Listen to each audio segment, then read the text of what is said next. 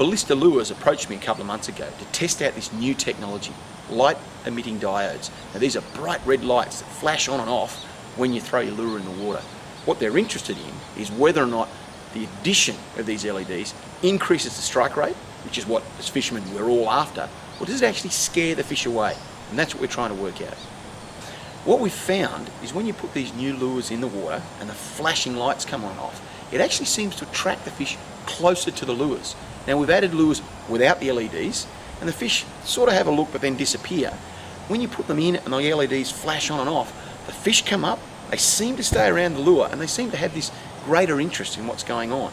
When you add to that the realistic movement of the lures in the water, and we seem to be getting a higher strike rate. Now I think that occurs for probably two reasons.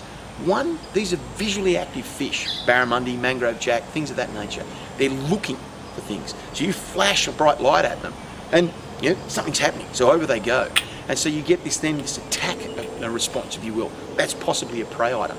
But I think you're also getting this almost a sort of a scare off type tactic. So in other words, something's in the water, they're not too sure what it is, and you see it in these animals in the tanks here. They run over and they smash the lure, but they let it go again. And basically I think what you're seeing is it's increasing both the strike rate, as though it's a bait fish, but it's also increasing this, this is an animal that shouldn't be in my area, go away type thing. Both of those, you get attacks on the lures. Both of them seem to be increased when you put an LED in the system, and that gives rise to greater strike rates. That's what it's all about.